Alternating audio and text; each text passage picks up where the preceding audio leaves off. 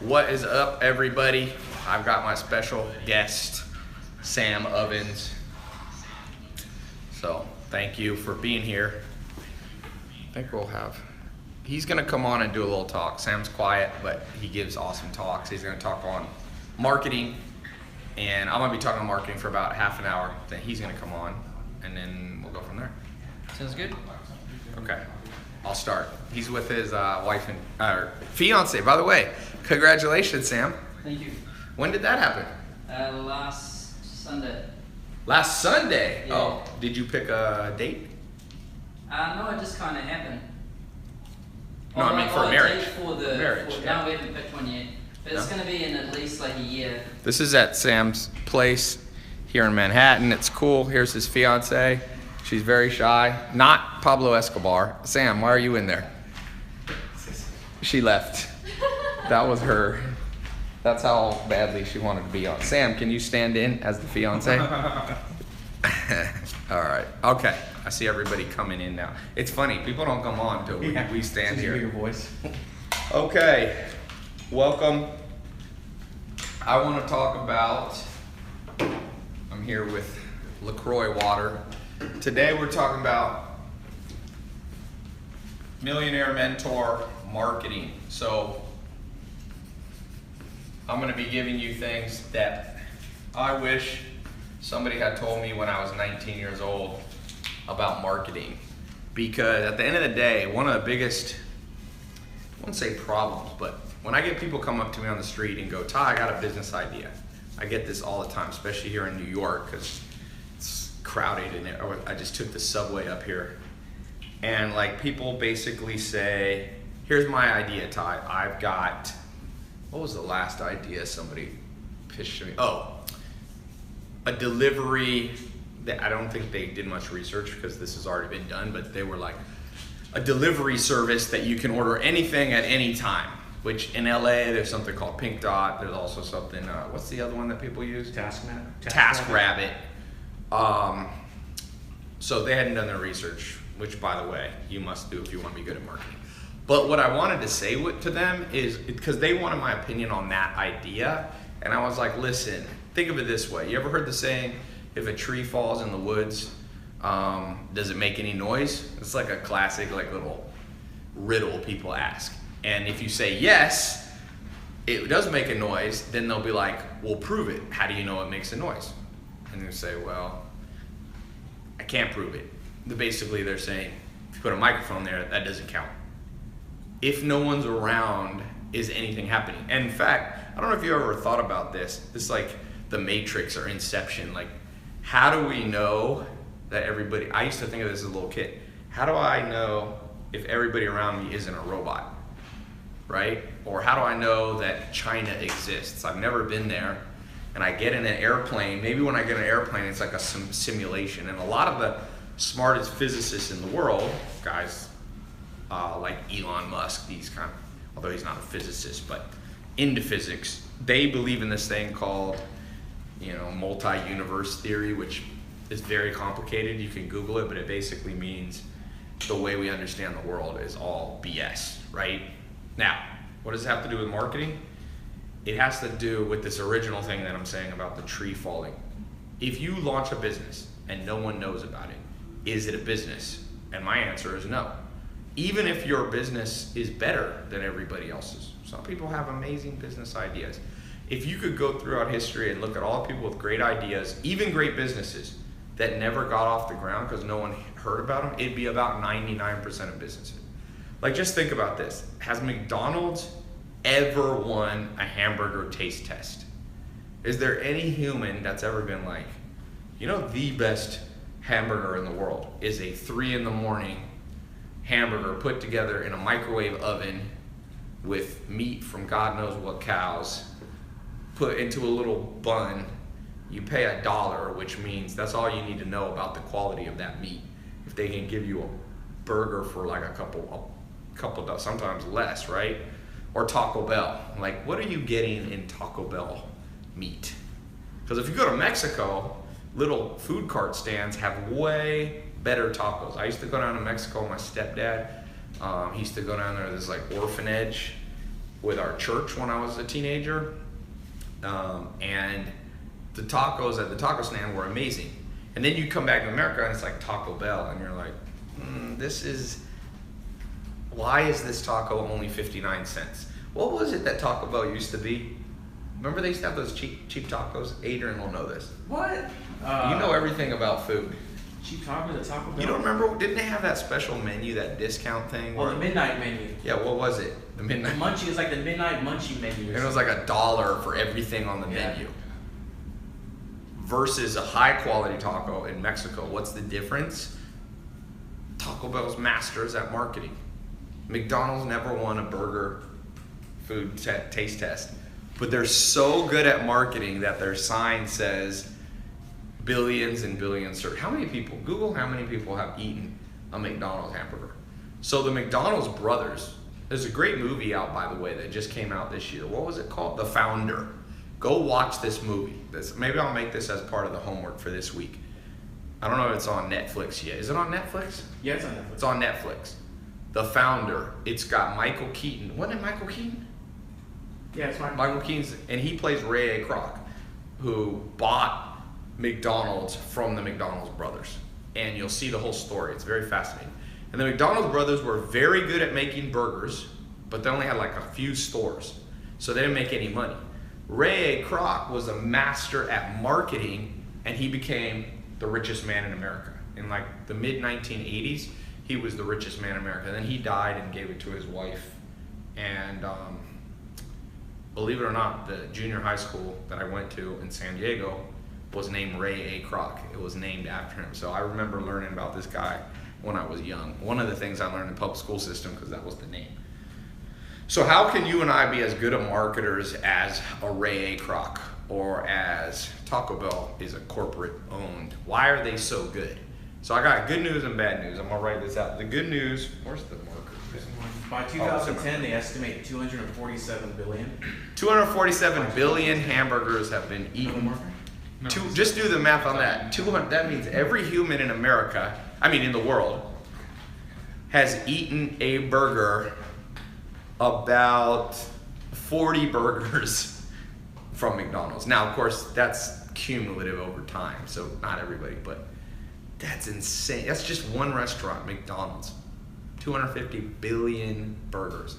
So how can we be as good at marketing? I want to lay out a few things, and then Sam's going to give a few things. And this is a complicated subject that you can talk about for years. You know, if you go to Harvard or you go to a top business school, they're teaching marketing is like a 4-year degree. It's interesting. A lot of these schools teach my videos now. A lot of the students text me. They're like, dude, my professor is using your video to illustrate marketing. So that's kind of interesting. It shows you that everything's changing so fast that the marketing that used to work doesn't work anymore. So the first principle I want to talk to you about is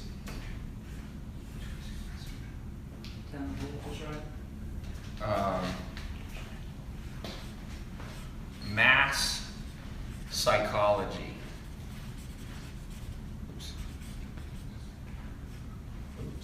Mass psychology, sorry. I put the Y before the S thing. Mass psychology. So there's different types of psychology. There's individual psychology. So we've talked about that in some of the other videos that I've done. Like, how do you read people on an individual level? So you have things, for example, I've talked about the dark triad test, where you can tell people's worldview. You can test their narcissism, Machiavellianism, psychotic level. Hopefully you're not having too high psychotic levels in the people you deal with, but that's individual psychology, and it's very important. And I talked about this last week. In business networking, you need to be able to read an individual person, right? Because you're gonna like meet Bob or Susie at a business networking dinner. You're gonna talk to them, and hopefully, you're gonna get their contact and you're gonna do business together. But when you're talking about business, you have to understand mass psychology. Okay, now what other people call this, other words you'll use for this, is branding. But branding, the reason I don't like the word branding is because branding is like a generic term that I feel like nobody knows what they're talking about. When you meet people like, oh, I'm a branding agency, I'm like, what do you really do? And oh, I charge fees for, basically it's usually BS. They're usually not doing anything of substance. I'm sure some are, but a lot of them aren't. So you've heard it as branding, I think of it as mass psychology. So what happens is, whenever humans are interacting in a large group, the game changes.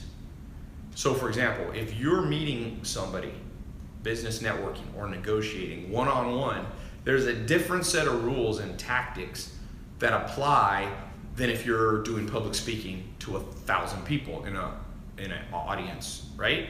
It's not the same psychology because, for example, there's something called game theory. I've talked about this book, by the way. You guys should be reading this book called The Art of Strategy, which is a good introduction to game theory.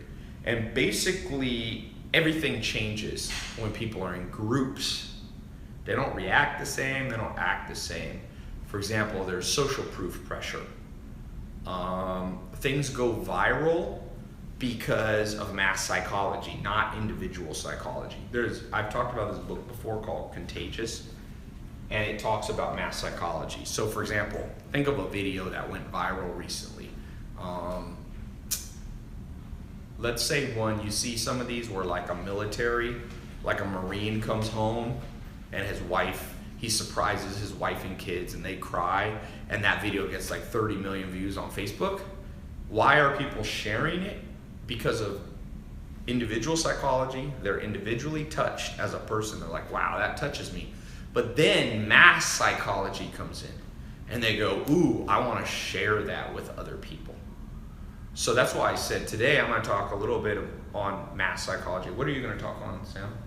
Do you have No, yet. Okay. He'll tell you later what he's going to talk about. But so what do you need to know about mass psychology? Well, you already know more than 99% of the planet from just listening in the last 5 minutes. Very few people understand the difference between individual marketing and mass marketing.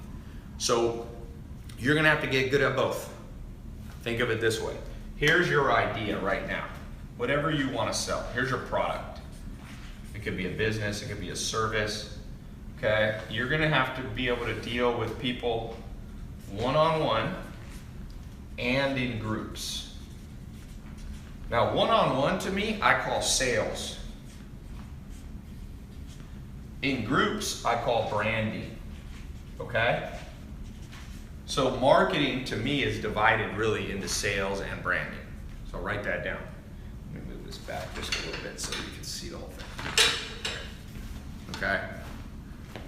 This is why marketing is tricky. You can't just be good at branding without being good at sales. Now, one of my companies that I launched what did we launch it in? About 9 months ago, MentorBox. It's now doing over $1 million a month, right? In sales. We now divided up the company really in 2 categories. And then of course right here, sales divides up even further. I'm running out of paper here.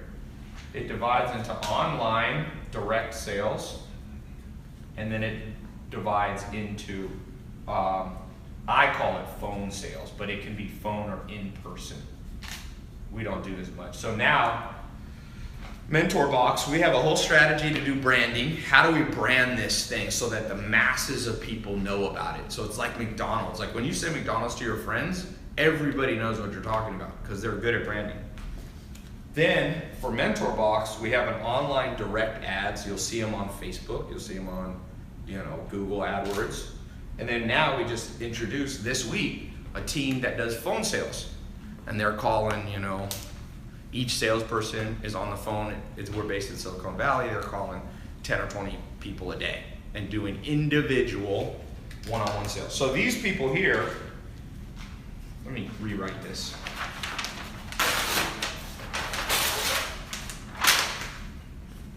Marketing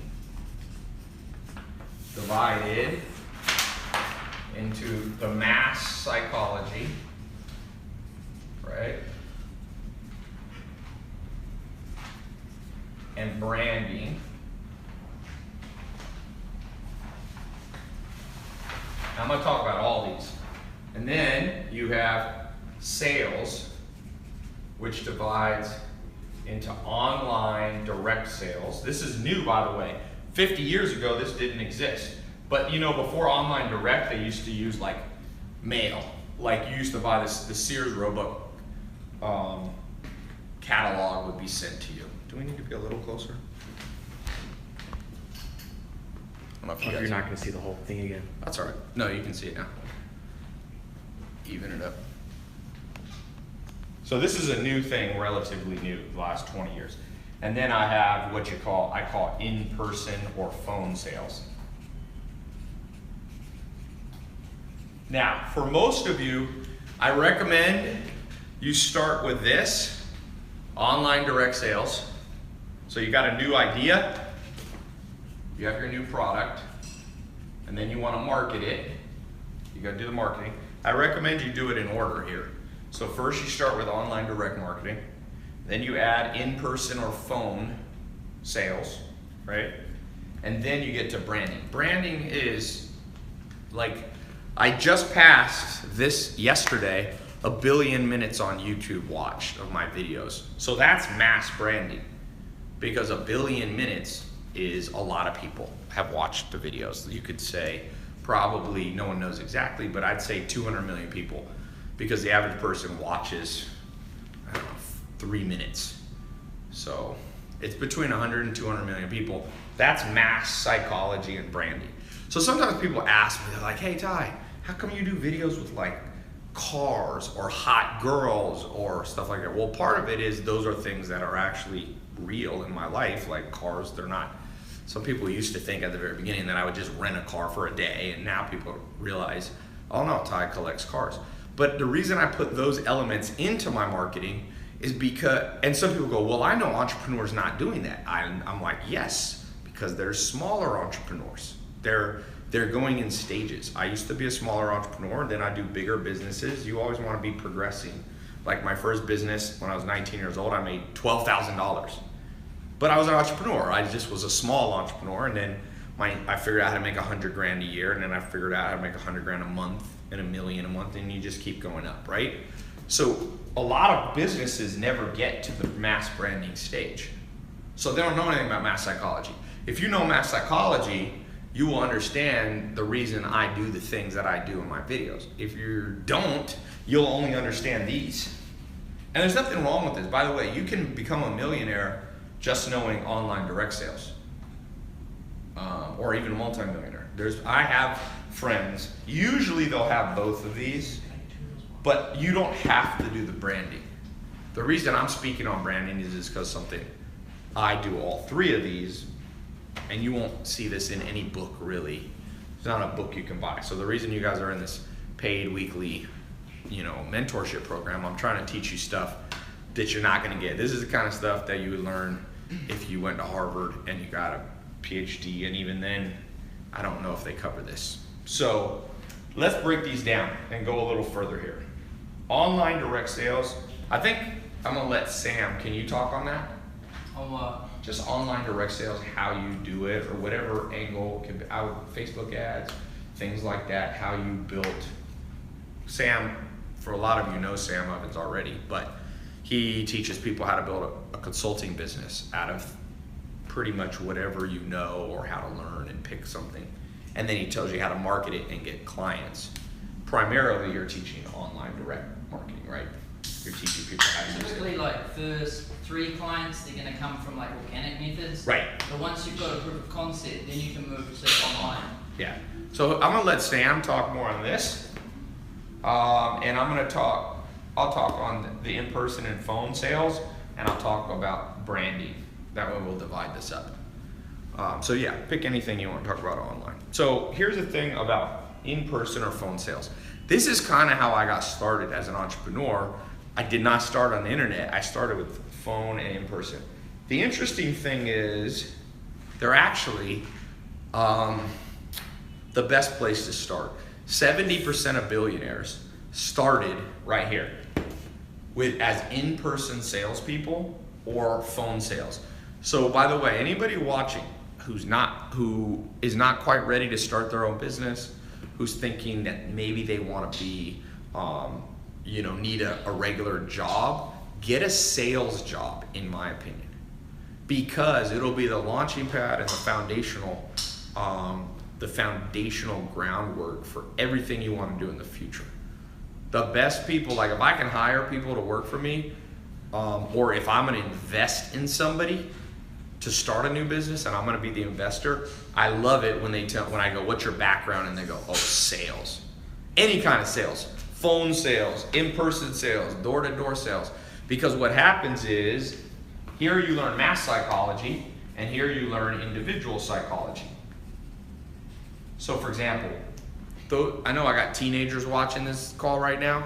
You know, there's a company, I forget what it's called. I'm not involved in them at all, but they sell knives door to door. There's another company, I think it's called Cutco. Again, I'm not a part of it, so I'm not pushing an agenda or anything. They're not paying me to say that. But Cutco, there's another one that sells books door to door. I don't know if they're still doing that because of Amazon, but they used to be doing it. But Amway, Herbalife, you know, all those MLMs that people say are pyramid schemes. I think they're great places for you to start. So for anyone, because you can start World Ventures, the CEO was at my house the other day. He did $950 million in revenue last year. Pretty good numbers. He's about to pass $1 billion per year. And they train people how to become salespeople. And I think you can get in World Ventures. And again, he's a friend of mine, but he's not paying me to say this. Those companies only cost like $100 or $200 to start. And even if you don't make much money, all you got to do is make your $200 back, and it's not been a waste of your time. But they're going to teach you individual sales. And that is so important to know. Because you have to be able to look somebody in the eye or talk on the phone with them, listen to their tone of voice, and basically adjust. So write this word down. The secret to individual sales is adaptation. Okay? By the way, the key to this over here is emotion. Okay? There's 2 pieces of advice nobody in the world I've ever read say it like that. And they should. Individual sales, whoever is the most adaptable almost always will be the best salesman. It's not about, like I was watching The Office the other day, and Michael Scott, he dated this girl, Jan, if you've seen the TV show before, and Jan is like spending all his money, so he has to get a second job after The Office. So he becomes a telemarketer. Do you see that one, Sam? So he's there, and that sales office literally just wanted whoever could call the most people and read a script in the show, in fake show, that's who got the most sales. But that's not true. Whoever will get the most phone sales will be the one who can get on the phone and adjust their pitch based on the personality type of the other person. And I know this. I sold, like, when I was in finance, I was in the phone. I started out in the hardest thing in the world, which is life insurance. And I sold like over $100 million worth of that on the phone, which is hard. And everybody said it couldn't be done. And I was like, yeah, it can be done. Anything can be sold on the phone. And what I'd basically do was get on the phone with people. I would feel out their vibe. So for example, if they were a very kind of cautious person, I wouldn't be pushy. And if they were a very type A aggressive person, I would be type A back. And I trained a team under me, and there was a guy named Justin Steinbeck. I'll never forget this. He was dealing with a customer. This is a finance deal up here in New York. We're in the Upper East Side right now. I don't know where this guy was, but Justin Steinbeck, I could hear him on the phone. He used to work in my office. I was like training him. And he worked on this deal for 3 months with this Italian New York guy who was like a Sopranos guy. I could hear the guy on the phone. He was like, hey, Louis, like one of those kind of guys. It was like the weirdest stereotypical Tony Soprano guy. And Justin, this was when I lived in North Carolina. So Justin is a Southern guy, very polite. He'd be like, how y'all doing? You know, call up this guy, and this guy would be like, yo, what? So that was my Sylvester Stallone. Anyway, and he could not close the deal with this guy. 3 months go by, and he had had a baby. And his commissions on the deal was $100,000 if he closed the deal. 100 grand. So Justin's on this call. Every week he's trying to get this guy. He's like, let's, and so finally I told Justin, hey man, you're not being adaptable. That's this key word here. You are not adaptable at all. You have always the same approach to this guy. You're just always nice to him. And I said, this is a mean guy. He doesn't understand nice. So I told Justin, I said, listen to me. Yell at him. And Justin's like, yell at the customer? I said, mark my words. Now, I didn't tell him to be like, call him names. I said, yell at the guy.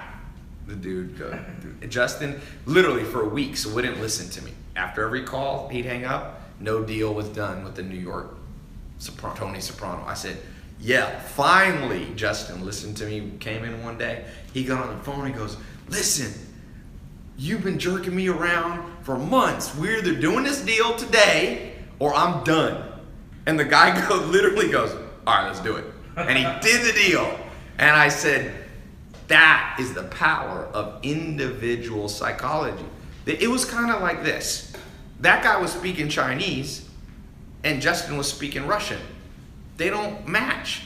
I said, you got to speak his language. This is a gruff, grumpy old New Yorker. You yell at him, he's not going to get it. He's not going to get hurt. He's a New Yorker.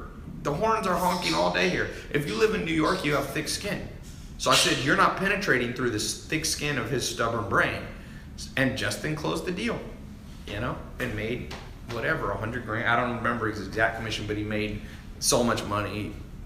And that it really, whenever I'm doing individual sales, I think of that advice, yell. Now, let me just be clear. I'm not telling you to yell at everybody. Because if you're on the phone with somebody and you notice they're a highly sensitive person and you yell at them, they may never talk to you again. That's what adaption means. It means every environment, every sales call, every individual person, you can be using some rules of thumb, but you have to adapt. And so I have a series of rule of thumbs. Basically, like if I'm with an asshole person, I'm gonna be more like an asshole. If I'm with a very kind person, I'll be more kind. Now, you don't wanna be fake. Okay, you can overdo this. Like I said, Justin didn't turn into the meanest guy in the world because he was very nice, but he got more stern with the guy. Let me take a few questions while we're going here.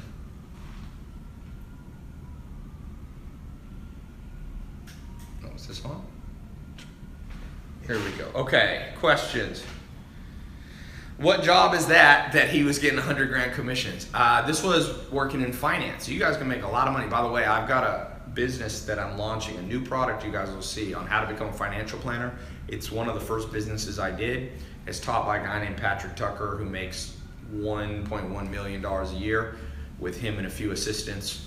And he lives in Omaha, Nebraska. And he's teaching the program on how to become a financial planner and build a 100 grand to $1 million business. So he was just out in LA and I was just finishing up the deal. We're gonna own the business together, but he's gonna be the teacher. So that's the business, by the way, Jared Brown. Theron Winsby says, Ty, I have too many goals. I signed up for the e-commerce program. His daily calls on Tuesdays. Should I quit his program and focus? Just watch his replay. He has a replay. Alan, how do you stop being self-conscious about other people's opinions? Okay, great. Let me give you some advice here, because one of the reasons people suck at in-person phone sales, I'm gonna number these. Number one, Sam's gonna talk about. Number two here, and I'm gonna talk about this. Okay, the reason people suck at number two, in person, when they're sensitive, is basically you're overthinking it.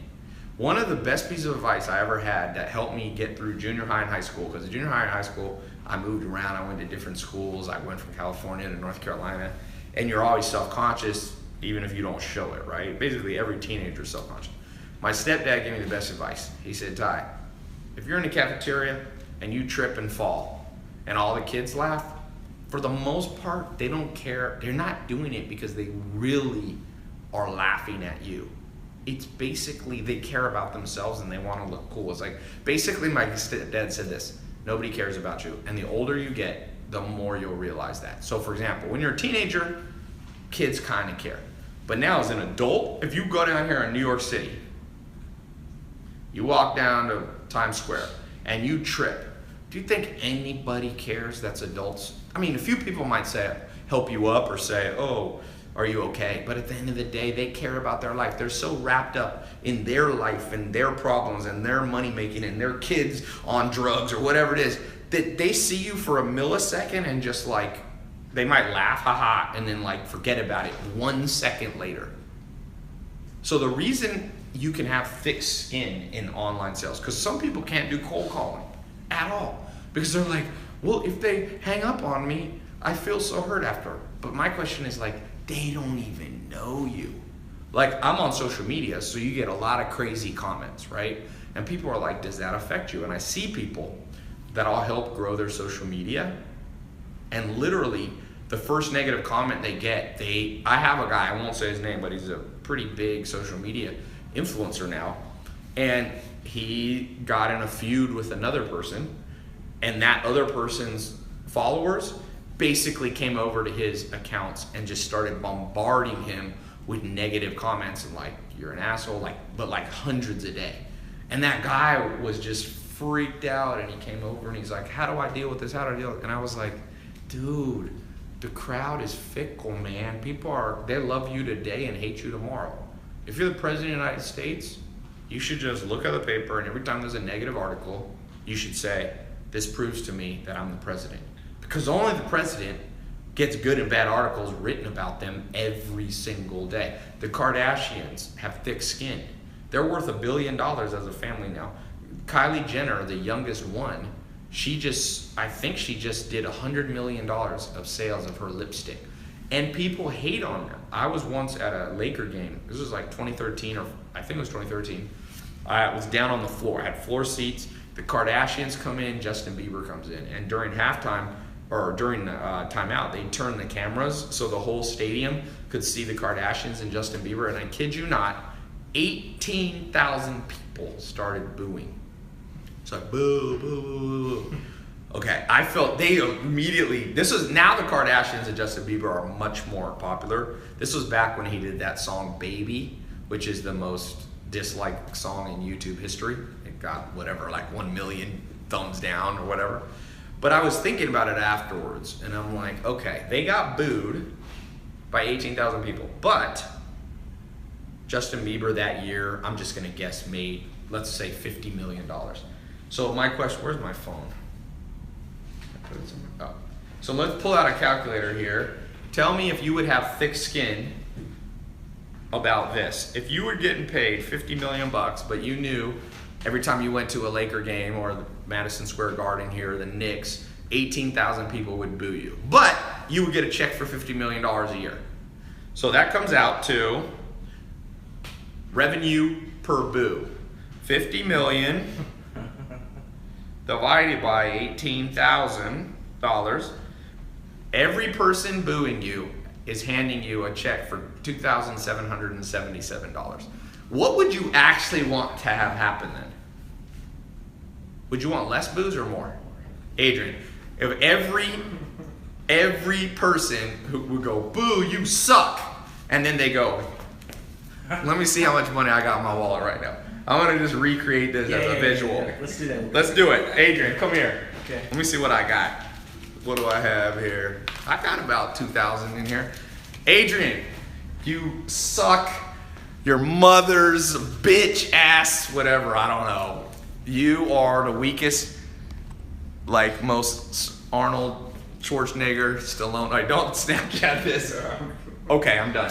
1, 2, 3, 4, 5, 6, 7, 8, 9, 10, 11, 12, 13, 14, 15, 16, 17, 18, 19, 20, 21, 22, 23, 4. Dude, I have 20. Oh no, I have 20. Okay, there's 27.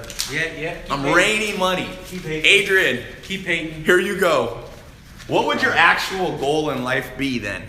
Don't forget that. You know what your goal would be? How do I find more people who are going to boo me? So when you're in sales, individual sales, if you figure out how many calls you make and how much revenue, so let's say you call all day and 100 people hang up on you, but one of them buys something and your commission's $500. Then you just divide it, you're like $5 per phone call. Adrian just left the building. I'll never see him again. Bye, Adrian. See you, man. No, but if you think about sales from a thick skin standpoint of everybody has it backwards. As the president of the United States, you want a lot of people mad at you. Maybe not as much as Donald Trump has. That's a little excessive. But in general, booing means you're getting attention. And attention translates into dollars. For the most part, I just read a book, if you guys saw, I posted on Snapchat. Adrian is Snapchatting his money. Adrian, let's show everybody. Adrian's over here. Ballin'. Adrian's going to the strip club after this. So the individual psychology in terms of being rejected, you need to be excited. I was just with a guy the other day who published his book, okay? It's now an Amazon best-selling book or one of these bestsellers. And he told me 23 publishers turned him down, but the 24th said yes and paid him whatever advance and all that. So the way you gotta think about it is, let's say his advance, I have no idea what his advance was. Let's say he got paid 100 grand up front for the book. And he had to talk to 24 people. 25, let's round it up. That's $4,000 a no. Would you go walk up to people if every time they said no to you, they had to give you a check for $4,000? Yeah. So when you think and reprogram your brain, then rejection. Remember the Kardashian rule of rejection: $2,700 per boo. You want more boos. Okay. Let's see. Well, let's keep talking. So those, I took some questions. See my time here. Okay. Sam, I'm gonna have you come on in a little bit here. So the key here is thick skin and adaption. I'm gonna stop there. Adaption, by the way, those of you trying to raise capital, you need to know this: adaption and thick skin. If you are getting butthurt at every rejection and every boo, you're just not gonna be a good marketer, and you're especially not gonna be good at in-person or phone sales. But if you start thinking of the adaption rule that Justin had to learn, which was sometimes you gotta yell at somebody and sometimes you gotta be super nice. You must adapt. And you remember the Kardashian and Justin's, not Justin, Bieber rule: the thicker your skin, if you're doing it right, the more money you're making. Now, let's talk about this side here. Emotion. Mass branding is emotion. So this is what Coca-Cola does. It's insane. And Pepsi tried to. They did that one Kendall Jenner ad that didn't go well. Let's talk about that for a second. Pepsi did a commercial with Kendall Jenner. They paid her, I don't know, $1 million or something like that. And it was basically, there was a riot. I think it was like a race riot in the commercial. And then she comes up to the riot police with a Pepsi and hands it to them. And the idea was like, Pepsi brings peace on earth. That's what they were trying to do, but it ended up coming off as kind of racist and kind of like, just not racist, but undermining the whole kind of civil rights, making it overly simplistic. Like, oh yeah, we can really stop all race problems by just handing someone a Sprite or a Pepsi. People got pissed. So hopefully when you do your emotional branding to the masses with mass psychology, if they start piling up on you like Pepsi did, they literally had to pull the commercial. So they spent, $5 or $10 million producing this commercial, and they lost it all because they couldn't run it, because the masses of people, they didn't understand mass psychology.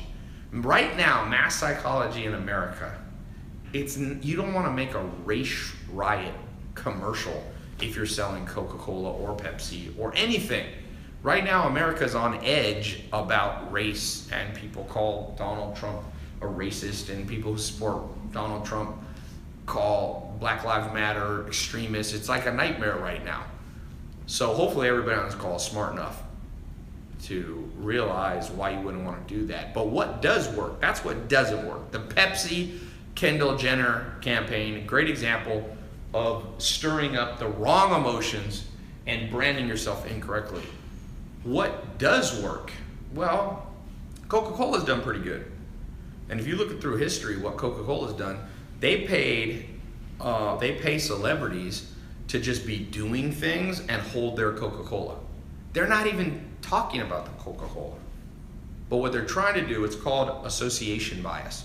They're trying to associate a pleasant experience emotionally, like you're at ice skating, and they'll take like an ice skater, like a professional ice skater, Olympic ice skater, and she's ice skating around with a Coca-Cola. It has nothing to do. They're not trying to say Coca-Cola tastes the best. They're nothing. They're doing mass psychology, emotional branding, so that every time you see Coke, deep down in the psychology of your brain, the subconscious, which is about 90% of your brain activity is subconscious, you go, I like ice skating. Ice skating and Coke. I'm gonna buy Coke. And believe it or not, it works. Like, it works. Think of this right now. Let's talk about negative emotional branding.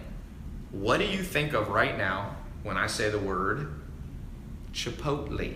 Because Chipotle's been in the news, but not in a great way. What's happened recently with Chipotle? Sam. Did they have E. coli again? E. coli. So people are eating Chipotle, and they basically get massive diarrhea or die or something like that. But like, diarrhea is not your emotional branding ideal association. Do you want people associating having to run to the bathroom every 5 minutes with your brand? So that's called association. You probably remember this from school. There's a psychology test that's called it's a blot test. What do they call it? Rorschach test. The Rorschach test, they show you an image and go, what do you think of? So they show you an image of like a weird little, looks like ink that's poured out, and you go, ooh, that reminds me of happiness. That reminds me of, a woman's boobs. Like, that's what they're trying to figure out, right?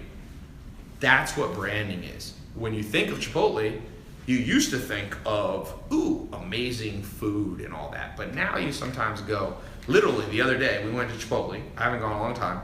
And in the back of my mind, I was like, I hope I don't get sick. And so what Chipotle has to do, which I think they're not doing very well at all, is they need to create a massive campaign of positive associations. Like, they should make like a commercial where all these people are eating and just like getting muscles or something, or just like super like, oh, my stomach feels better than ever. Like, I don't know how you would do that exactly, but Chipotle needs to change the emotions they're arousing in people when you hear the word Chipotle. Let me throw out a couple other ones, and then Sam's gonna start here. When I say the brand, LaCroix water. Sam, what do you think? Immediately associates in your brain. Drink. What do you think, Adrian? LaCroix. If I didn't even show you this, just said the word LaCroix. Soda water. Do you know LaCroix? You heard of it before? Yeah.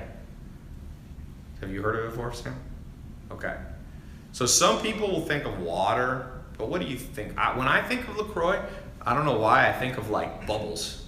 Obviously, because I do know why, it's carbonated. But I don't think about the water aspect. I think of like kind of good tasting.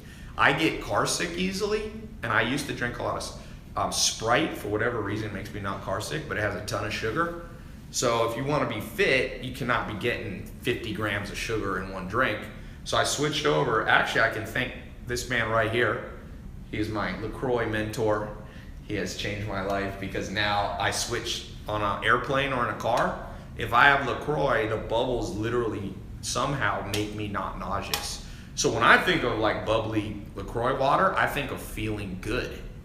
And that's, at the end of the day, when you're marketing your product, if you can make people feel amazing, remember, not everybody, because you're gonna have people booing you.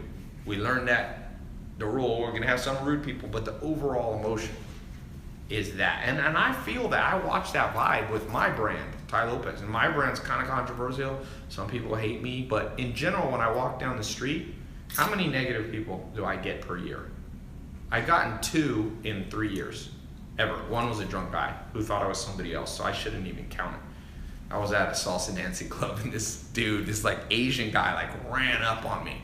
He's like, "I hate you," and I'm like, "Who are you?" And after like 10 minutes, I realized he wasn't talking about me. He thought I was someone else. He's like, "You dated my girlfriend or something?" I'm like, "No." I'm like, "Who do you think I am?" He's like, "Kevin. You're Kevin. I've seen you before on my girlfriend's text." I'm like, "My name's Ty." But I've had one other person one time. It was actually when I was in like Sweden. A guy was drunk and said something, and I got so mad. He was such an asshole. What was funny, he was an asshole to me, and then I was mean back, and he got butthurt. Were you there that No, I wasn't there. It was in Norway. I was with Andrew. You guys know Andrew? That was one of my assistants. Big, huge football. Andrew's like, "I'm gonna pound this guy into the dirt." I was like, "No, do not beat this guy up." Yeah, the guy basically was like super rude, and then when I was rude back to him, he's like, "Why are you being rude?" I'm like, "Dude, what is wrong with you? You're a hypocrite." But that's literally, and I've had at least, 5,000 people walk up to me on the streets. I probably here in New York, if I walk down the streets for an hour, I'll get 30 people come up to me. And it's funny, the associations that people have with me. So for the most part, the most common 3 things that people associate with me is they'll go, "Oh, you're the YouTube motivational guy." Even though I don't consider myself a motivational speaker, number 1. Number 2, people will say, "Oh, books. Like, what should I read?" And number 3, people bring up something about cars.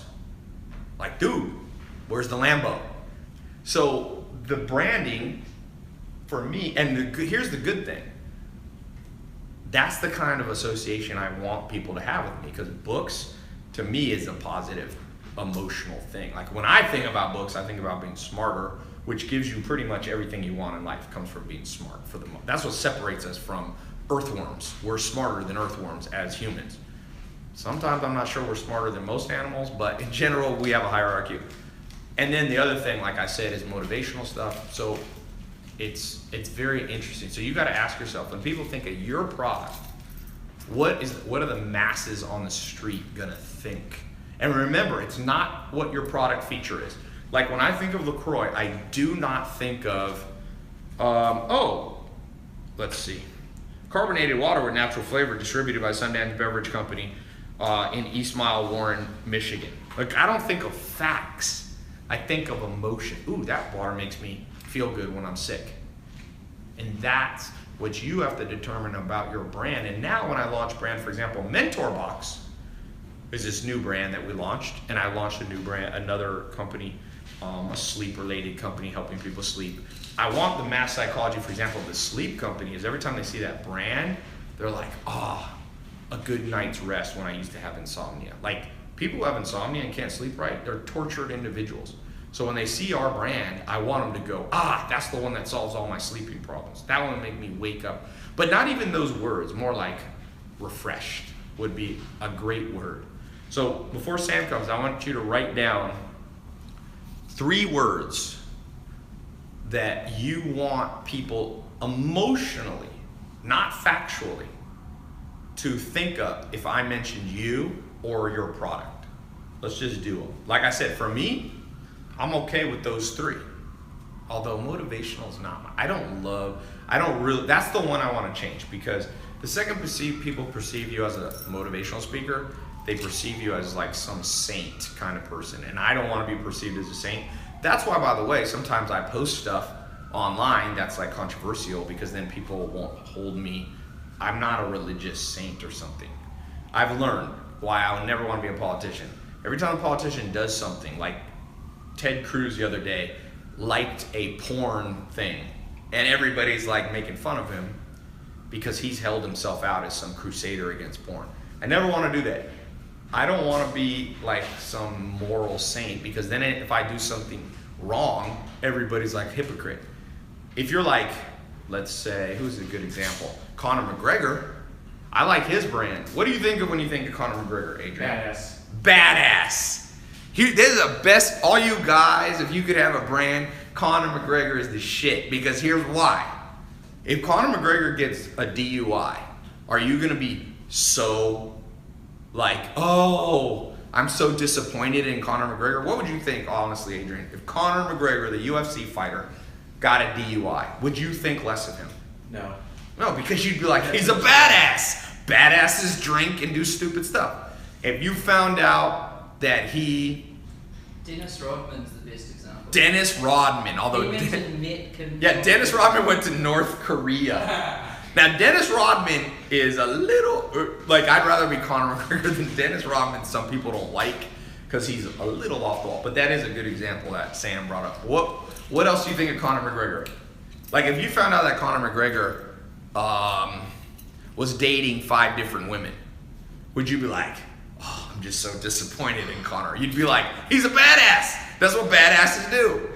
Okay? So imagine the freedom that Conor McGregor enjoys. Conor McGregor's outside, somebody captures on a camera, he walks up to somebody, they talk shit about him, and he punches him in the face. Are you going to be disappointed? But now imagine if the president does that. It'll be, if the president... Trump could probably get away with it. Trump could probably get away. That's the same thing. No, so the point is, pick your brand carefully. So I'm going to read a couple of these, and then Sam, are you ready? Yeah. And then his fiance is going to talk for 1 hour. She has a special talk she wants to do on Cats. female marketing. And she loves to be put on the spot. Okay. A couple of you put in 3 things. What's the social media? Ernest Vision says, social media expert, funny, and a good picture of graffiti all over. Are you a graffiti artist too? Okay. Someone said, Ty, will you please interview Conor McGregor? Peter says, fun, active, sports lifestyle, creative. Now remember, the word creative is a little bit, it's not an emotional word because like, I never meet somebody and I go, creative. I might think of like artist or a piece of art if they're an artist. There's a guy that I just bought a painting from. He's an up and coming guy out of Brooklyn named Casey Bow. And when I think of him, he paints these, like, he's kind of becoming famous now, but he does these pictures of beautiful women with like a hand, but the hand's like oversized. It's kind of funky pictures. When I think of him, I think of like funky is what I think of, like kind of crazy art. What do you think of when you think of Pablo Picasso? You like art, Sam. Pablo Picasso, what do you think of? The best. The best. Okay. That's a good association. What do you think of, do you like art? I'm an artist. Salvador Dali. No, you don't like, I think crazy. Have you ever seen Salvador Dali? He has like weird things with eyes. I'm gonna tell you something, a little side note. If you want to be traumatized, read a book called The Diary of Salvador Dali. It might be the most insane pages. It was like just his personal diary. It's the weirdest thing on planet Earth. I mean, literally, there's nothing that I've ever, even Stephen King looks like Dr. Seuss next to So when I think of Salvador Dali, I think of madman, but creative. So anyway, with no further ado, let me introduce Sam. You want to come over here, Sam?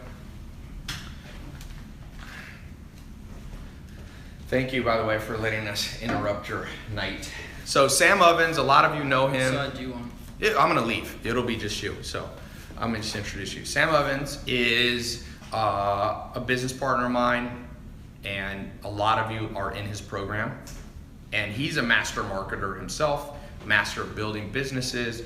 One of his most recent businesses, or one that's gotten really big, is an online course that teaches you how to do consulting from start to finish. If you don't know what to do in business, how to figure out what to do, then how to get customers, both using in-person stuff like getting referrals and things like that, and then as you get a little more advanced, do online direct marketing. He's a really smart guy, I can say that. When I think of Sam, you know, your brand to me, when I think of Sam, I think of cunning. That's my word. Which, What is this, alright? yeah, because cunning to me is like a combination of smart but also street smart. Because I have some friends that are like my friend Herman. He's very book smart. He got a PhD, but sometimes he makes idiotic business decisions. Whereas Sam, I don't even know your educational background, but Sam is like, one of the things I remember, there's an article about you in New Zealand. What was that article that I've seen before? I don't know. It's the one about your success. You There's had been- one main one. You had one main one, and it In New shows like your Zealand? house or pictures or something like that. Oh, I think that's an American one. Like Oh, okay. The Epoch Times, I think. When you were young or something, what did it talk No, about? I was talking about your house and garden, the one of Sam's house. Yeah. Yeah, yeah. Yeah. Oh yeah. What was that one? Like, what do you mean? What was it? I remember something standing out. It was like, It was like a man pad. That Yeah. was like the theme. how old were you when you had that man pad? 24. 24. So how old were you when you made your your business made at least $1 million a year? I started when I was 21. Yeah. And the first year I made nothing. And then Okay. the second year I made 100,000. Then the third was about 500. Then the fourth was either fourth from starting from scratch, but third from starting this particular type of business. That was 1 million. So it took 3 years. 3 or 4. It's yeah. very fast. Most businesses never get there. So Didn't feel fast. didn't feel fast. All right, so I'm gonna tear this off. The board is yours. Take as little or as long a pipe as you want. Take a lot of notes. Sam is a very sharp guy. Okay, I'm off. So you want something on marketing? Marketing, your best online marketing tips. Where's the... Oh, sorry. Mark here. Pulling it. Thanks. Alright, well, I think how long do I have? Shorter as long as you want. Alright, cool. I think the thing I'm going to teach today is probably the best marketing lesson I've ever learned, which is you can't create desire. You have to find desire that already exists and then harness that. So a lot of people, they think like that this is the market here, and then this is, let's say, their product or service. And a lot of people think that what they have to do is create the desire over here, like create a bunch of hype or create some stuff over here, and then get these people to get excited about it, and then eventually they're going to come over here and buy it.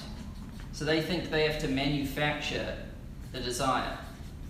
And so I see a lot of people, they come up with a business idea, and then they actually start the business and everything, and then they go out to try and sell it, and then no one's really interested in it. And then what they do is that they're trying to get people interested in it.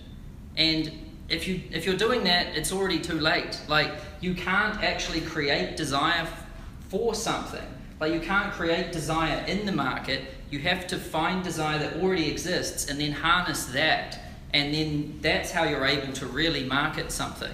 So really what the best thing to do is to understand like how desire even exists in the first place. Like why are some people like interested in something and why are some people not interested in something?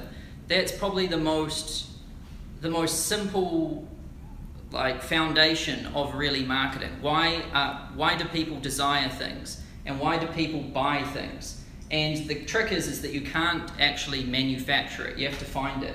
So I'll show you how to understand desire, or why do people buy.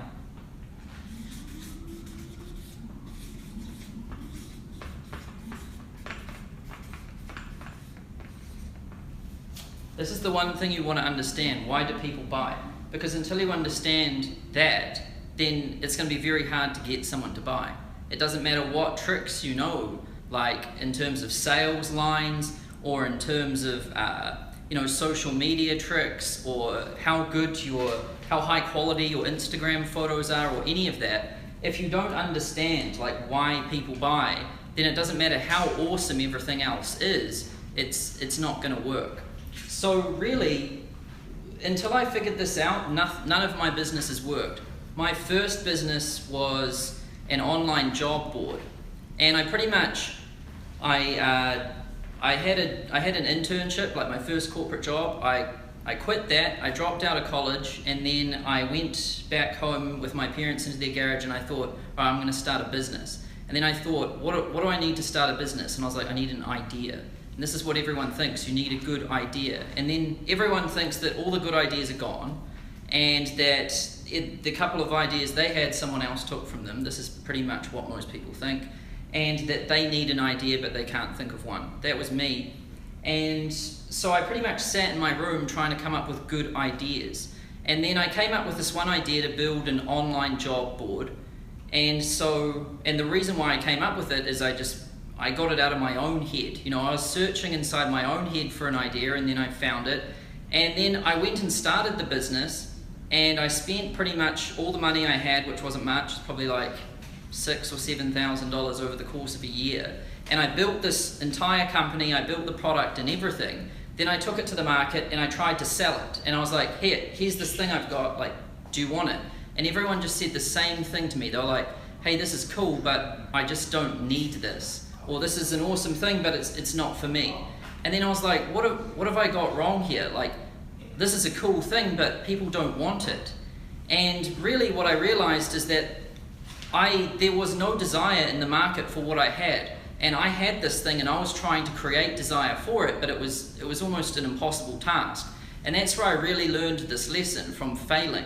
And then after that business failure, which took all of my money and it took my whole first year, I thought, well, people didn't want that, but what makes people want something in the first place? Why do people buy? And this is this huge question which I pondered on for a long time.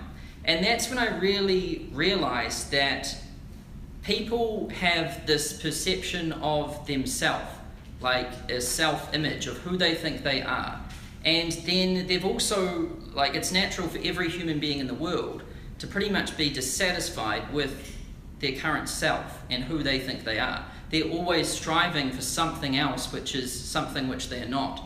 So we can pretty much separate it into two things. You've got here the current self, and this is who they perceive themselves to be right now. And everyone has a current self because it's you right now. So you right now, in this moment, who you think you are and all the things that you think make up you and your situation and everything, that's your current self. But the thing about humans, like I said, is they always have something else. And this is their desired self. And this is where they really want to be. And this is different for everyone. You know, some people, they might desire to have a wife. Some people might desire to have a girlfriend. That's how the whole dating niche exists. Some people might desire to have ridiculous sized muscles. And that's how niche, like the supplement niche works, and online programs about bodybuilding and everything. Some people desire to be really relaxed, and that's how, like, yoga exists. And pretty much, there's no right or wrong desired self, but everyone has these different desires of what they want to be. And the thing is that there's always this gap here. We'll call this the gap. So the gap is the distance between where they perceive themselves to be right now and where they want to be or who they want to become. So I'm pretty sure everyone pictures who they are now, and then they can get an image of who they want to be. Like, they want to be better in some way, shape or form. They might want to be healthier, they might want to make more money, they might want to live somewhere else, they might want to have they want to have something better or improved than what they have right now. And the reason why we have this is pretty much the sole reason why the human race has evolved so fast. Without this desire to improve, evolution wouldn't even exist. And so you can pretty much guarantee this. Every human being on earth has a current self and a desired self. And the reason why people buy is because they want to become this person. So they're walking around as who they are, and they want to be this other person, and there's this gap here. And this gap is the cause of all of their pain, all of their frustration, all of their suffering, and all of their desire. So pretty much all of the main drivers that you've got in someone's psychology, they exist based on the gap between these two selves. And when you get to understand this, you really need to understand, like, you need to pick a market, and then you need to understand this. What is the gap in your market? Like if you're doing bodybuilding and you're selling training or something on bodybuilding or supplements, you need to understand what most bodybuilders' current self is and what their desired self is, and what all of the pain and frustration is that really separates these two. Once you can understand those things, you have the most powerful weapon in the world in terms of psychology, because you know who they want to actually evolve into. And that's when you can create the best marketing in the world. And so what you really want to do is understand why do people buy, which is they want to become a better version of themselves. And you really need to understand exactly what this is. And you need to understand, you know, all of the fears about being this person and all of the desires about being this new person over here. And so when I made this change in my business, that's when I actually first started making money. So I told you that I dropped out of college and then I started the job board, and I got that idea from my own head. And that's never a good idea. And so I got this idea, I went out and built it, then I went out to the market and I started talking to them, and they're the people who really matter. You know, in business, you should never think about you.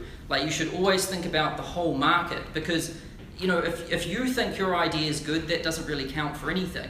The market has to think that it's good.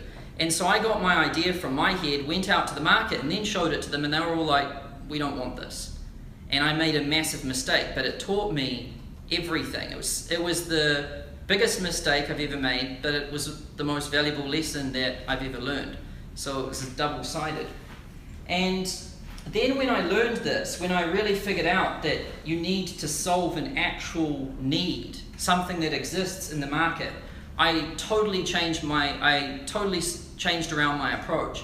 I used to just come up with ideas in my bedroom and then think to myself, are these good ideas or not? And if they were, then I would pursue them. That is a horrible method. And so what I instead did is I thought, well, I'm not going to think of anything myself. I'm going to go out to the market and see what they want. And the first thing you need to do when you're going to a market is you need to simplify it and reduce it a little bit, because you just can't go out and understand the entire world. You really need to find a niche or a segment or a slither of the world, and then you can focus on that and understand that instead. And so what I did is I just chose property management companies. And I decided that I was going to understand them and understand their current self and their current situation and their desired self and their desired situation.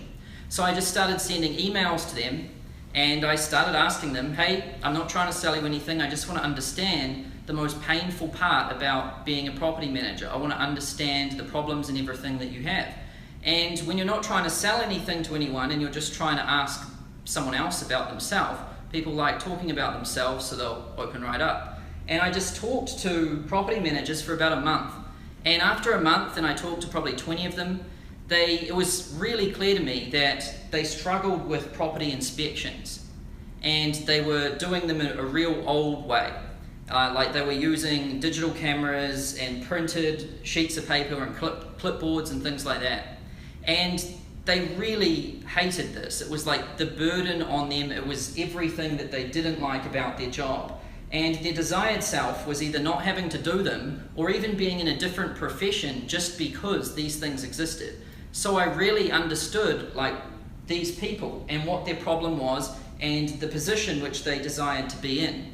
And then I thought, wow, well, if I had a solution to this, then I would have a good business. And this wouldn't be like my other business where I just came up with the idea myself and then went to the market and they said they didn't want it. This time around, I knew that there was desire that existed here. And then when I built the product, I went back and I went to sell it to them. And it worked this time, and they bought it. And that's because I validated that a need actually existed there in the first place. So that's probably the biggest lesson you can learn in business, is that you can't create desire in a marketplace.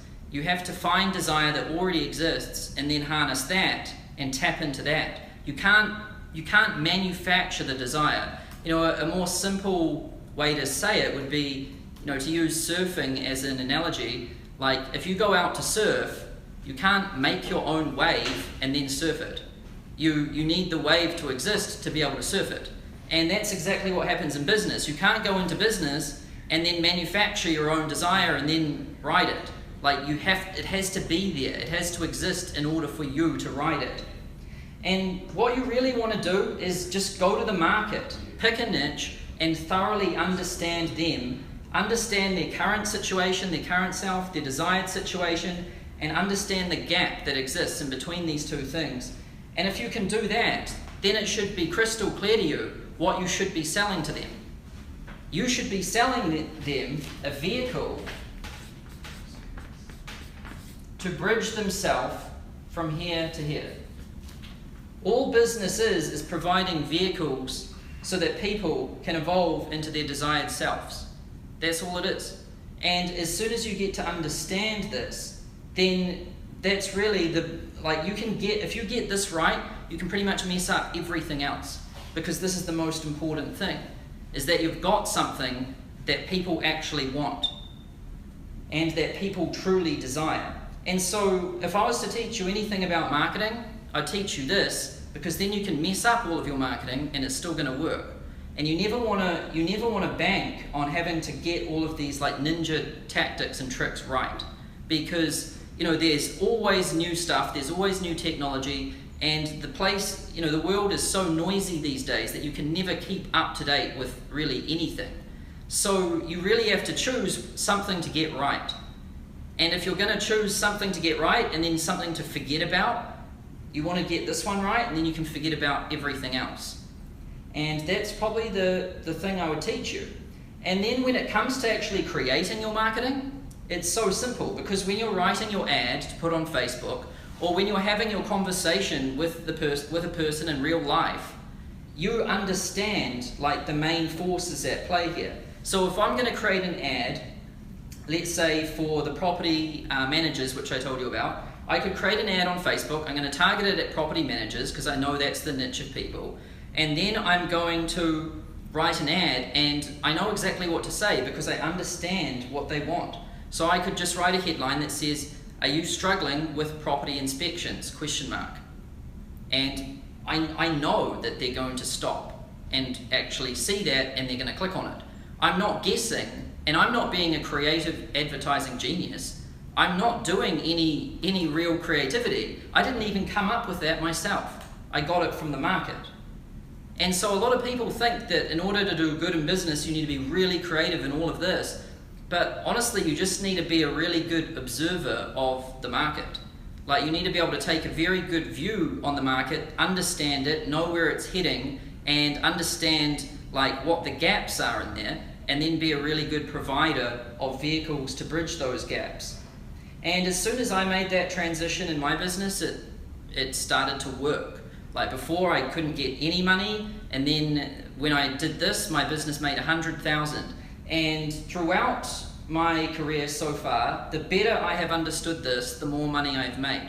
And pretty much it's been my sole focus to just better understand this thing and provide products that are better vehicles of bridging people to where they want to go. So that would probably be my lesson time. Good. Okay, stay right there because I want to do a Q&A with both of us going. Cool. That was awesome. A lot of positive replies. A lot of you liking Sam. Thank you, Sam, by the way, for doing this.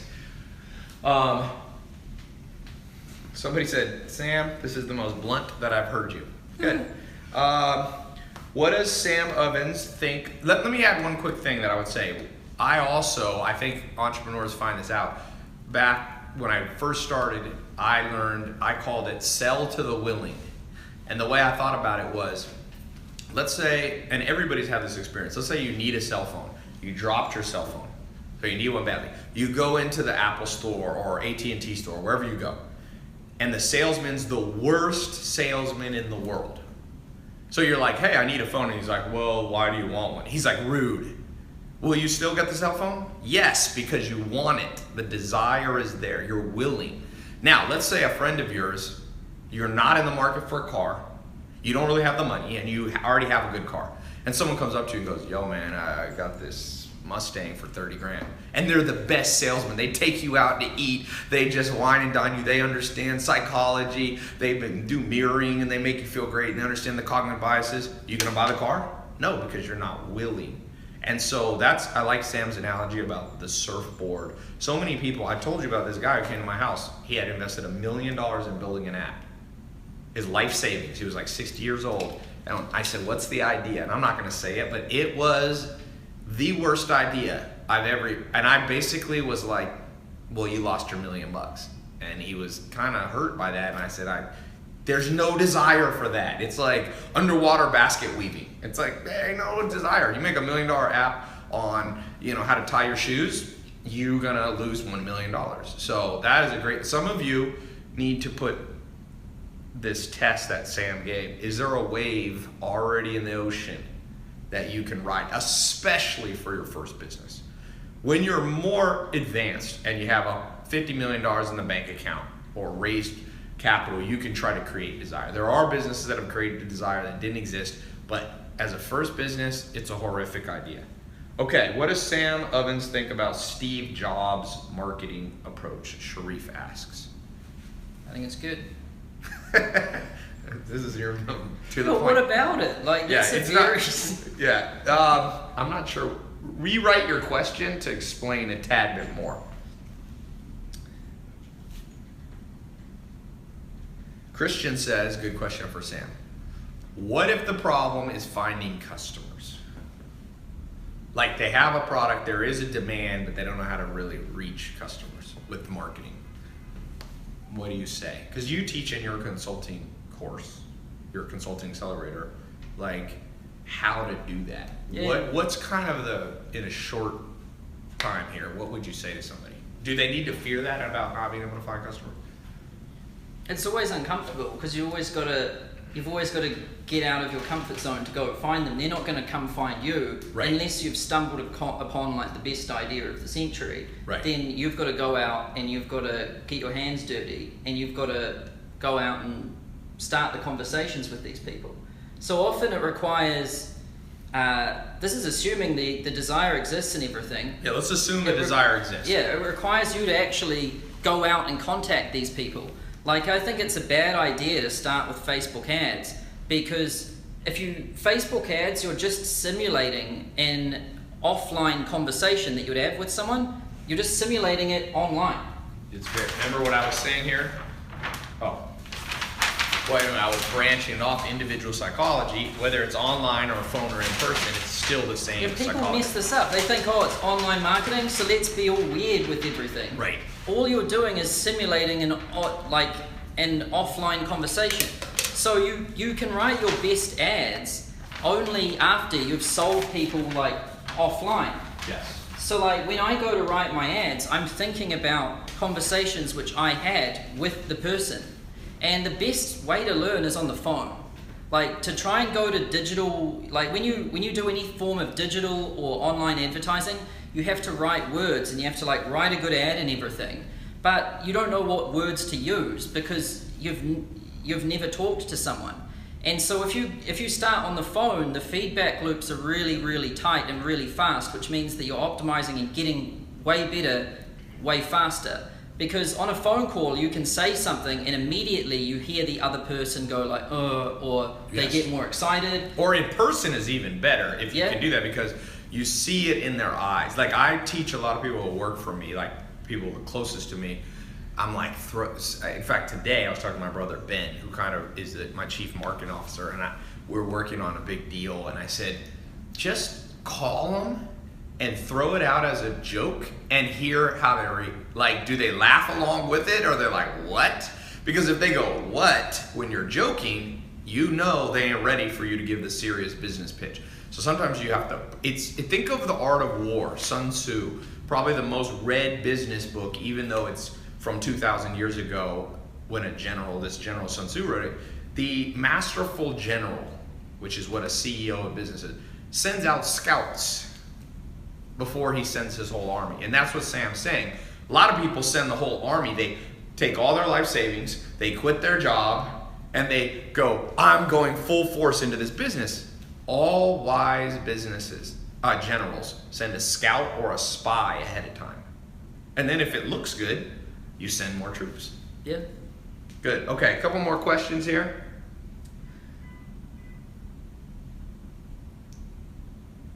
Oh, hang on, let me refresh it here. Okay. Lots of questions coming in. Is Let me that find the Steve best Jobs guy got? Yeah, he's gonna come back with one. Bridget Wilcox, or Bridger Wilcox asks, and I'll let Sam start. What is one trending desire in the marketplace that you think people already have?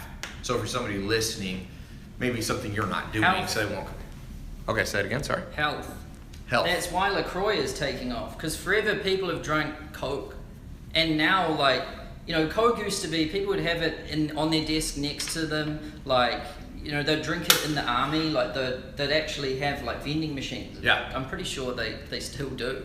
But like everyone would always be drinking Coke, and it would be like heavy drinks like that, a lot of sugar, that'd often be coloured and all of that. And then same with food, like people would eat heavy meals like pastas and burgers and all of that.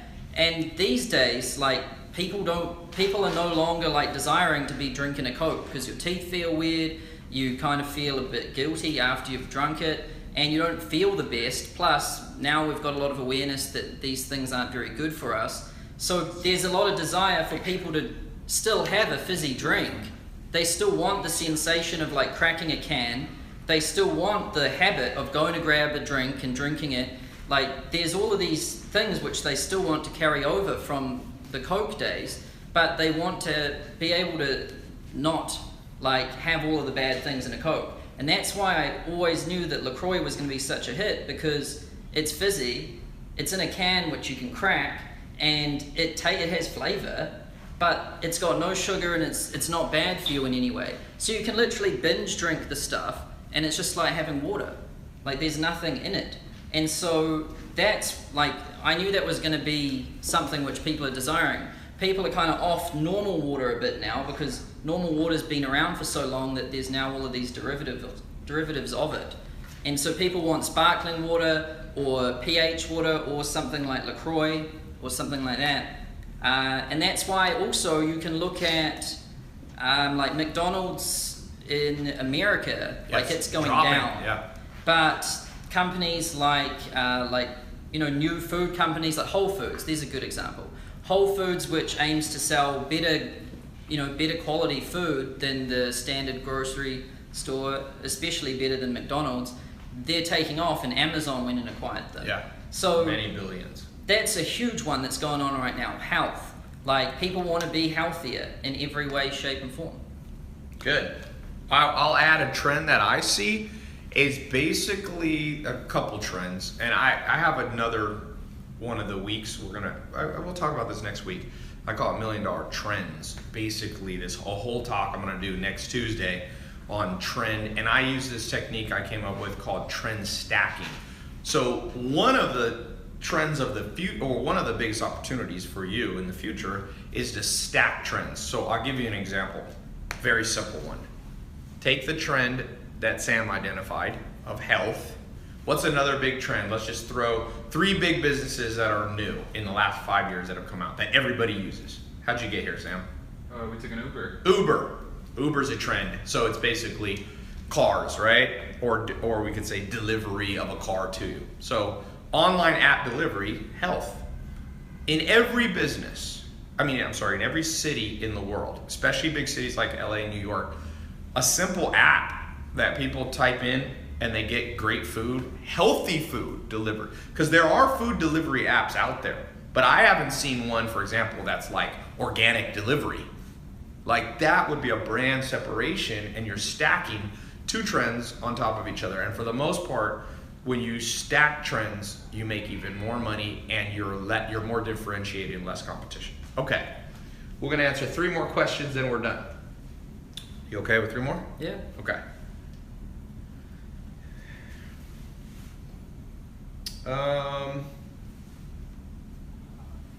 Ricardo, this might be a question for me. Tai, I contacted an Instagram model with 95,000 followers asking her to publish my t-shirts that I'm creating, do you think that's a good start for my business? Can it be profitable marketing? So social media marketing, something I've done a lot of. What I would recommend for any time you're gonna buy an ad from an individual influencer, do a small test run. So for example, for an Instagram model, you could say, how much for you to post for me for 1 hour only? Because they basically charge you less if they're gonna delete it after now. And just do a test run with a very small amount of money, because some social media influencers have 95,000 followers, but not many engaged people. Like girls who just post like bikini pictures. I know girls that are like post sexy pictures, they have 1 million followers, but their average picture only gets like 10,000 likes. So they don't have great engagement per follower. So you wouldn't want to pay them as much. You're paying for engagement, and then you'll know. All right, next question. Khalid said, Tai, you said you recommend starting with one-on-one sales and moving into online marketing, but if you're building a drop shipping business, like selling on Amazon or Shopify, is it not more efficient to start out with building a brand? No, drop shipping to build, branding's the hardest. I would say, no matter what you're gonna do, follow what Sam and I have been saying. Start out and see if an individual in person will buy from you. I always say this, see if your family and extended family will buy it from you. Because I promise you this, they love you more than anybody. So let's say you come up, my brother's coming up with a new snack bar, a healthy snack bar. I'm getting in that snack business, speaking of health. I bought a farm and I'm buying another farm. We're actually gonna grow the food ourselves, so I know it's organic and all that, because I don't always trust the stuff this is organic. So he's got a bar. It's a low sugar, but tastes good. So I told him, first, let's give it to everyone in our family. If people in our family are like, bleh, they're the most likely to give you a pass. If they don't give you a pass, then why would you buy Facebook ads and waste your money? So you start, and like Sam said, listen to their voice. Or I meet people in person, see if they bite into it, what's their emotional response. Then, if it works, you can do some more in-person or phone sales. Then you can make Facebook ads, right? I actually numbered this backwards, damn it. Where's it? My this should be one. This is the order I talked about it. This should be number one, how you start the business. This should be number two. Would you agree with this, Sam? First, you start with in-person or phone sales of your product. Mm-hmm. Then if it works past stage one, you go to stage two, which is online direct, making Facebook ads, Google ads. And you need at least like 5 to 10 customers from there. So because one can be a fluke. Yes. But 10, it's hard to fluke 10. Yes. And it depends on how big if you're selling, snack bars, you might want to have 30 people buy it. If you're selling stuff that Sam does, which is higher price stuff, 5 or 10, and then you move to here. Then Khalid, lastly, you move to branding. So even though you want a drop shipping business, drop shipping doesn't change the psychology. If you try to drop ship, cow manure, ain't nobody buying it because nobody wants cow manure. So if you try to sell cow manure in person, they might want it for fertilizer, but probably not going to want to drop ship to them. Although I did see there was this guy that had a business selling dog crap, and I think it was so that you mail it to your enemies. I'm pretty sure that's what the business was. So if you don't like somebody, you get their address, you mail them this nice package, and they open it, but that's not a great business model. But revenge is a big desire. There you go. Sam recommends the dog crap business model. Okay, I like that. What's my book on the opinion on the book? Trust Me, I'm Lying by Ryan Holiday. I know Ryan Holiday. He's a smart marketer, one of the best marketers. I'd read all. He's a great writer too, so that's a good book.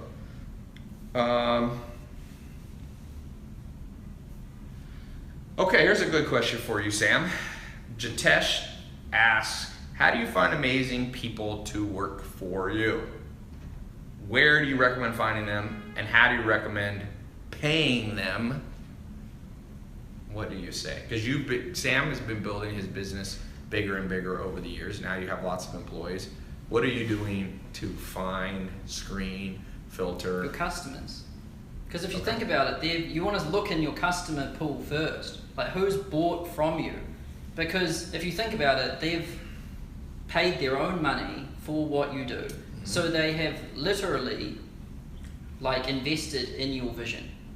So like, as far as them being on board with what it is that you're doing, as far as them understanding what it is that you're doing, they're already there. So like, finding someone like that, it's a big shortcut. You don't have to explain like, this is what we're doing and this is why people buy it, and like, then you don't even have to sell them like, this is why it is worth buying.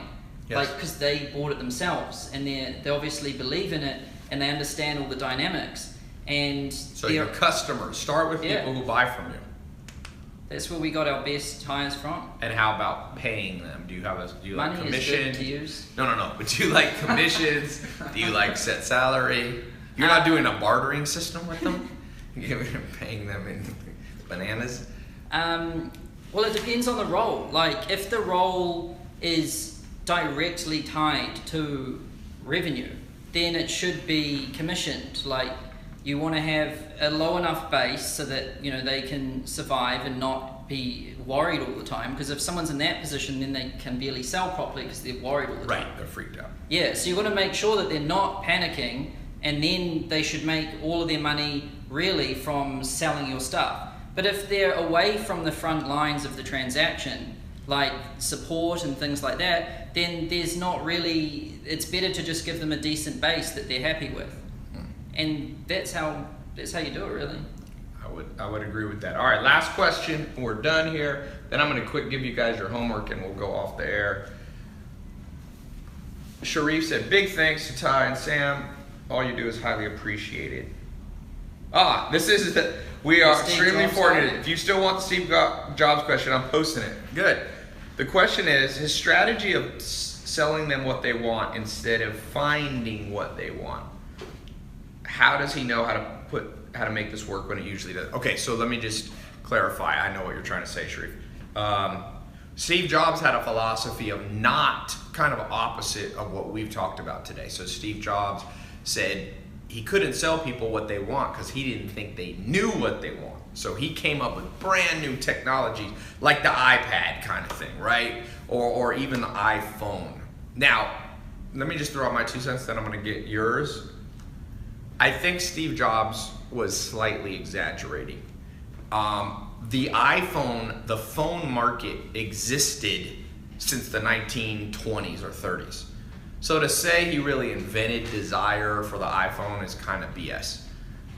So I know that, who am I to call out Steve Jobs, and he's not alive, but he's obviously a legend in business, and I don't want to act like I know more than him, but even the smartest people exaggerate and make mistakes. So the iPad was not that innovative of an idea. You had tablets that Microsoft was looking at, and basically a laptop is big. If you take a laptop and break off the top, that's a tablet. So that's kind of innovative, but iPads, believe it or not, which you could argue is more of a new demand, that's not a big part of Apple's revenue. iPads, it's crap. Most of their revenue comes from big either desktops, laptops, or the iPhone. So the iPhone is actually what Sam said. So I would say take that saying about Steve Jobs inventing a better example than Steve Jobs of somebody who created new desire. In some ways, Uber is better because even though taxis existed, Uber has, like now people literally sell their cars. So many people, even in LA, obviously in New York, but in LA they don't have a car. So he created a desire for a world where you don't need a car, and that's very opposite of how the world was 10 years ago. 10 years ago, so I'd say Uber created demand that wasn't there. I'd say in a way Netflix did, but if you notice, Uber's still built around cars and taxis, which has been around for centuries. I mean, taxis have been around when there's still horses. So I think that there's an old saying in the Bible, there is nothing new under the sun. So why are you trying to come up with a new idea? Like, what's truly new? In the 1940s, computers were new. But if you read Leonardo da Vinci and some of these guys, they were talking about automaton machines in the 40s. Where did the pyramids come from? Some of the construction in ancient, if you look at the wonders of the world, there's a stone, I forget where it is, either on a pyramid, that no piece of modern equipment could pick up. So even though we think we've invented modern equipment, they were moving, it was either aliens, some people think, or it was some badass machines, or it was 50,000 slaves pulling on a rope, but nothing new under the sun. So get out of your mind, no matter what Steve Jobs says, you can kind of call the bluff on it. Sam, your opinion. Sorry. No, I think they took what I said very literally. Like, I remember Steve Jobs said, if I asked people what they wanted and then gave it to them, like, that's not what they really want. Right. And I think Henry Ford said it better. He said, if I asked people what they wanted, they'd say a faster horse. Yes. So, like, that's taking what the market is saying literally. Yes. So you want to go out and talk to the market, listen to what they're saying, but never listen to their actual words. Look at what Sam wrote here. He said, wait, where did you write it? The underlying desire of a horse versus the car is the same. You want to quickly move from one place to another without using your own legs. So you don't listen to their words, you listen to what's behind that word. So if you asked people like what they wanted back then, they say a faster horse. Henry Ford thought, well, the horse probably isn't important. Yes. What they really want to do is get from A to B faster. Yes. Right? So then if we can do that, we can get rid of the horse, we can get rid of the cart and everything. Like, that's why if you created teleporting, you'd beat Uber. Like, Right, it's, exactly. It's, Uber the future of just Uber, Star Trek teleportation. because that desire to go from A to B faster is always going to be there. Yes. And all Uber's doing is just like it's basically transcending the old model and going into a new model, which can get people to A to B faster. They're still getting that desire from the market. If the desire didn't exist in the market, then to get from A to B faster, Uber wouldn't work. Yeah. So you don't listen to their words. People are really bad about like analyzing themselves and what they want. That's why they don't have what they want most of the time, because they don't even really understand it. So you don't listen to their words, you listen to what's behind the word. And when you get to understand that, that's what you want to play with that force. But never get caught with the words, because that can get you into building something which will be like no one will want, because people will tell you what they want and it's not really what they want at all. Perfect. Okay, to end, I'm going to give you guys the homework. Next Tuesday. Oh, by the way, I'm here in New York and I'm doing a little seminar Thursday. So you got 2 days. It's going to be down the road. He's up here in the Upper East Side. I'm down in Soho. So I'm doing this. We've got a few spots. It's not going to be as big as the one that I do in LA because I have a bigger house in LA. So I'm going to do it we're doing it in a local little hotel right by where I live. And the spots are open until, well, it's Thursday, so you have 2 days. By the way, some of you are like, that's too short a notice. First thing to cultivate in your brain is the highly adaptable mindset. Where's your adventure? Half the reason that people aren't successful in life is because they don't see life as a puzzle that gets put together by adventuring through a scavenger hunt. You know, so like when I find out some of the best things in my life have been last minute, literally last minute. So about half the world is a J versus a P if you study personality tests. So the Jungian Myers-Briggs test, if you're a J, you're always planning things way far out. You have like, you know what you're gonna do next summer. If you're a P, you're more go with the flow. But all the Ps have to learn how to be better planners, and all the Js have to learn to be more spontaneous. Come to New York, learn. Nothing's gonna fall on your lap in life unless you pursue it. So if you want to apply to go, we have an application. Just go to tailopez.com/seminar. When you get off this call, go right there. You can apply. It has all the details, the dates, the cost, and all that. Now, a lot of you are getting a lot out of this online mentorship, but if some of you learn better in person, so you want to come see me, I'll be there, and I'll have some people like Sam Oven. Sam's not going to be there, but a couple other badass entrepreneurs will be there. And so tailopez.com/seminar. Now, while you're writing that link down, here's the homework for next Tuesday. We're going to build, so bookmark this page you're on right now, and come back and leave the comments that I'm giving you as homework below on this exact page right here. So bookmark this right now. So what your homework is around marketing, number 1, number 2, and number 3. So number 1 is, I want you to write out these 3 words. Some of you have already done it, but I want you to do it better. Your 3 branding words that you want either yourself or your business to be associated with. I told you mine. My branding words that in my ideal world, motivational speaker would not be in there. I would say adventurer. I like the Conor McGregor one. Badass is the greatest one you could probably have. I'm obviously not like Conor McGregor, so I like books to be associated with my brand. And cars, I don't mind either. Cars are fine works of art. Lamborghini, Ferrari, Rolls Royce, these are cool examples of the best of human engineering. So I'm okay with that. So what are your 3 for your business? For Mentor Box, by the way, this business that I launched, I wanted the 3 words that I would say would be, or phrases, they can be phrases, would be quick. Because the whole point of Mentor Box, instead of reading the books, we do a lot of the work for you so you can quickly learn, okay? Number 2 would be executive, because a lot of our customers are like top CEOs. So I wanted to have that executive feel to it. And I think the 3rd word would be either curiosity or fascinating. I want to talk about fascinating stuff. Like when people think of Mentor Box, I'm like, ooh, the books that they're putting in the box are fascinating. They're not boring, you know? So what are your 3 words, either for yourself personally or your business, or you can do both. You can do 6 words, 3 for your business, 3 for you. Number 2, I want you to do kind of what Sam talked about.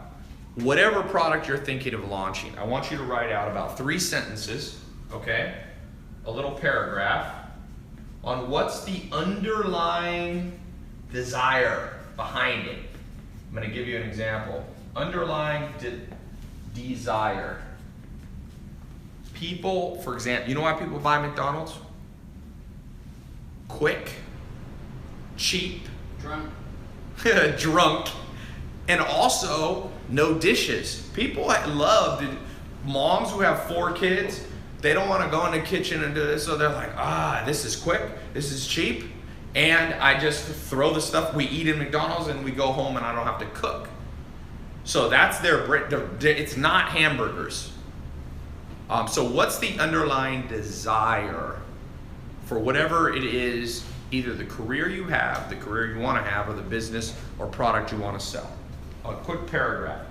Then the 3rd thing that I want you to do, I want you to buy the book Purple Cow by Seth Godin. Purple Cow.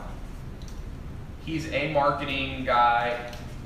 There's a lot of good marketing books, so I just picked that one to start with. Seth Godin, Purple Cow. You can get it on ebooks, you can get it on Kindle, you can get an audiobook, you can buy it. It's a relatively small book on marketing. You can read it in a week, or at least the most of it in a week. Okay, so the first one, write your 3 branding words below. Number 2, what's the underlying desire? Write a paragraph out of the underlying desire, like McDonald's. Number 3, buy Purple Cow online or or the physical book, and read. And then, come back to this page and leave your 1 golden nugget that you learned from it. Even if you don't read the whole book, just 1 golden nugget. Okay?